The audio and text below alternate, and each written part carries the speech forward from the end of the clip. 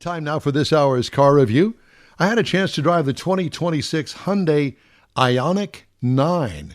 This is a completely all-new, full-size, three-row SUV, and it's all electric. The Ioniq 9. Final assembly location, Ellabelle, Georgia, believe it or not. Available trim levels include the S, the SE, the SEL, the Performance Limited, the Performance Calligraphy, and the Calligraphy Design. Our vehicle was the all-wheel drive Performance Calligraphy. Very nice vehicle. It's a standard SUV, according to the government. We call it a full-size three-row. This can have up to seating for 9, believe it or not. Wouldn't suggest that.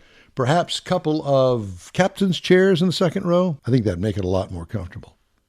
Exterior changes from the last model year. Again, it's all new for 2026. Exterior features: horizontal elements across all front fascia surfaces. It's a minimalist design. The side view, same thing, minimalist design. Tall taillights that bookend a very large rear hatch door. All the lighting in the rear has a digital nod, little squares. What I liked about it: high marks for overall design. It makes it unique. It's very good looking. And if you like to be unique on the block, this is your vehicle. What could use improvement? Nothing. Love it. Interior highlights include a spacious, comfortable interior with conservative colors. Love the shift stalk with start-stop button included on that. Elongated and integrated infotainment screen that includes the instrument cluster. I don't know why they haven't done this before.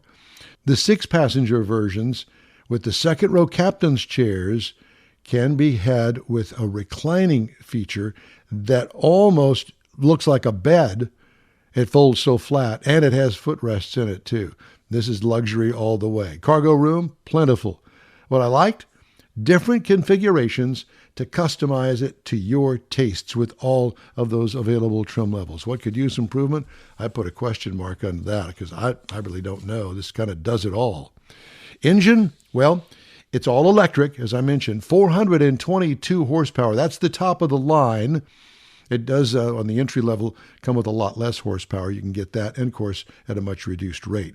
335 miles of range with 516 pound-feet of torque. That's a lot, but let's not forget it's heavy. It weighs 3 tons. I told you electric, and it's all-wheel drive. Tow rating: 5,000 pounds. Not bad for an electric, but you know that really zaps the energy if you're towing something. Miles per gallon MPG rating is 91 city and 79 on the highway. It's smooth and it's powerful. What could use improvement? Well, I spent $49 for about 20 minutes at the high-end charging station, from 20% to 80%, and it cost me $49. Wow, it was the Shell recharge station in Sugar Land, and they are proud of their electricity. Ride and handling: smoothness, like a big limo. What could use improvement? More range, I think, would be nice. I'm sure they're working on that. The base trim price is $74,990. Remember, this is kind of top-of-the-line stuff here. Prices tested $77,540. Base model price, $58,955. Competitors include the Kia EV9, which is really its cousin. It starts at $54,900, so the Kia is a bit less expensive than the Hyundai. The VW ID Bus, I kind of threw this in there, but it is electric and it seats lots of folks. That's $59,995 starting point.